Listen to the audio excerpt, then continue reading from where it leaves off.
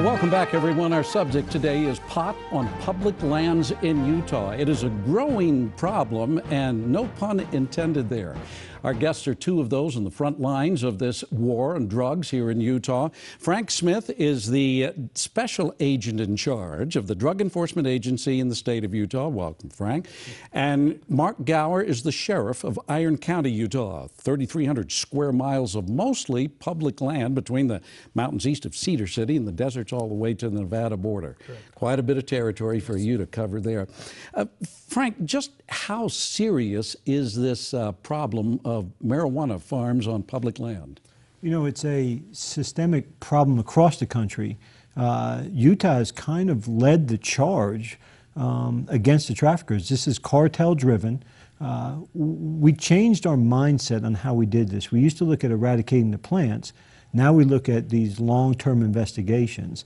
The bad news is it's a serious problem. The good news is Utah's leading the charge, and we've had an 88% reduction in the number of plants seized since 2010. So because of the sheriffs and our partnership with the state and other federal agencies, we've made tremendous strides in getting this under control. You say this is cartel driven. You're talking about the Mexican drug cartels. Mexican drug cartels. Again, the good news of this is from compromising communications and intelligence sources, the traffickers in Mexico are saying, we don't want to come back to Utah, we're not making any money. So it's very, very positive, but it's because of honestly, the bravery and the tenacity of the sheriffs taking this head on. And when it comes to the actual grows, hey, that's their lane. We're out there gathering intelligence and making this long-term case, but the sheriffs are the heroes of this story. How many have you located in Utah? This year we've had 2,003 grows, under 13,000 plants. From 2010, where we had 106,000 plants. So we have taken direct action against these people. And when I say we, you know, it's the partnerships in Utah, but it's also the partnerships we have in California, Nevada, our office in Mexico. DEA is an international office, an international agency. So we rely on the intelligence that they gather as far as making this long-term case. But when we're on the boots on the ground and we're in those grows, that's the sheriff's show. Well, Sheriff, how bad is it in your county, Iron County?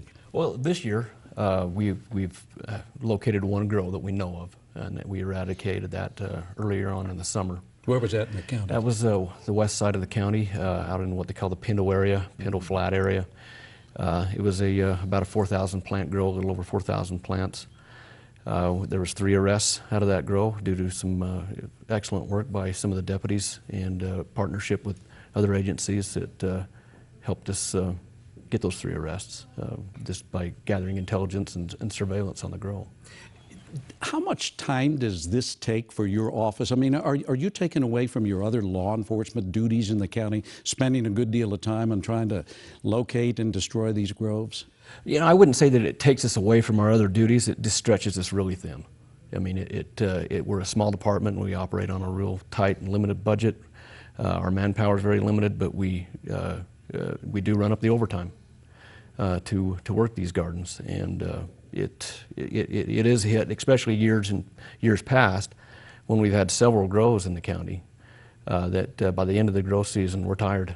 We've run pretty ragged through the whole summer. What is the grow season? It starts as early as the first part of April and will run right up until it starts getting cold, freezing. And how do you locate these? You've got, as we said, 3,300 square miles all the way to the Nevada border. How do you find them? Well, some of it comes from our eradication efforts when we do overflights over the county with either DEA, their helicopters, or with the state helicopters, and also the military gets involved. They let us use some of their equipment, their helicopters. National Guard or Army? National Guard. And some of them are located that way. I'd say most of them are located by people just in the backcountry recreating. Some people, you know, like in Iron County, a big pastime down there is people will shed hunt, you know, out looking for antlers dropped from elk and deer. Of course, hunting is a big event in Iron County, and so people walk onto them.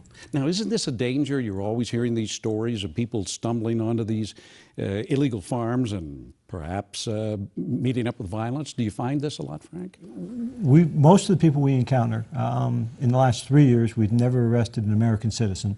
Everyone's been illegal, and most people that we encounter are armed.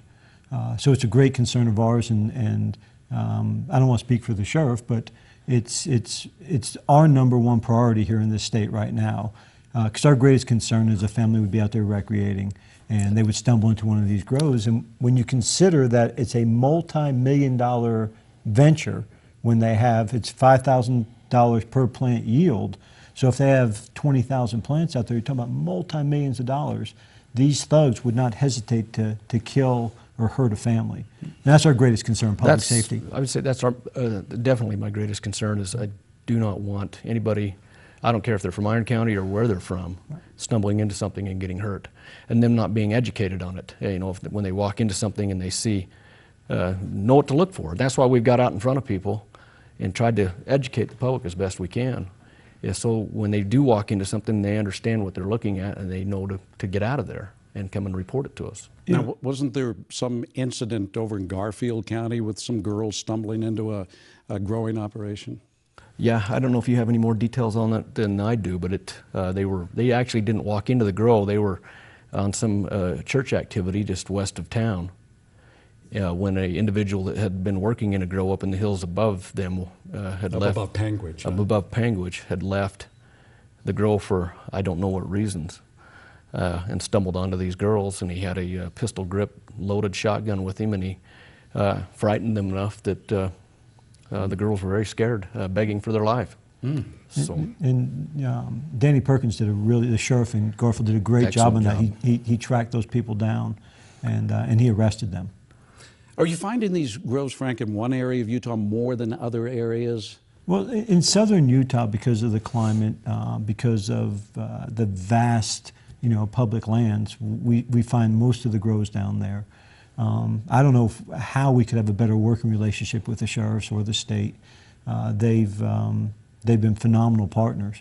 When we look at the overall international case, where the sheriffs look more at the microcosm of what's happening in their county, but we all work so well together that Utah's leading the charge.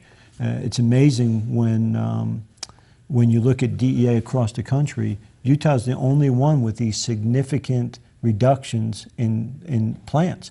And it's because the sheriffs are standing up front and saying, we're not tolerating this here. And if you're going to try and grow marijuana in Utah, you're going to go to federal prison. And the U.S. Attorney's Office here has a zero tolerance policy. If you get caught in a grow, you are going to federal prison. And it's led to tremendous success. But it's because of people like Mark Gower leading the charge. So we got Iron, Washington, Garfield, maybe Kane. We had a grow in Juab this year. Juab. And that's a lot of territory to cover. A lot of territory. And I'm getting old. Climbing up that mountain's tough. Well, I can relate to that. I know what you mean.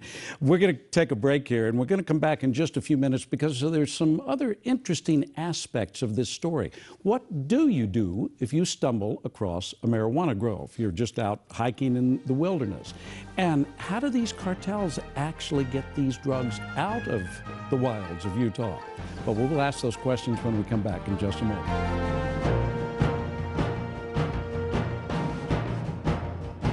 Check out these pictures from my vacation.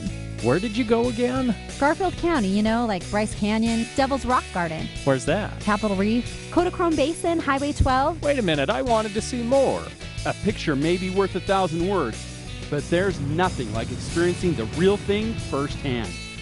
Gather your family and see the world's largest concentration of scenic attractions. Garfield County, Utah. Find the ultimate adventure.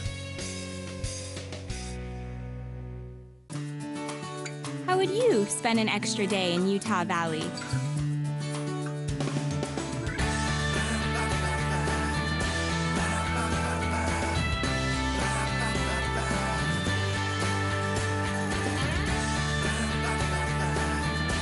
Stay one more day. Visit utahvalley.com to make reservations. Utah Valley. Bring everyone together. Industry is the symbol of Utah. Beauty is what makes it unique. Nowhere else are these two qualities exemplified, like in Uinta County. Oil and gas extraction, pioneer history, the spirit of hard work and integrity that feed our state. Built in the middle of the most spectacular backdrop in the West. Isn't it time you found the balance you've been looking for? Uinta County, Utah, where industry meets inspiration. In San Rafael country, you'll discover more adventure and excitement than you can imagine. And it's only 2 hours from the Wasatch Front. Find gorges that descend thousands of feet, trails that go on forever, and the solitude of finding a place all your own. Emery County and the San Rafael Swell. We're closer than you think.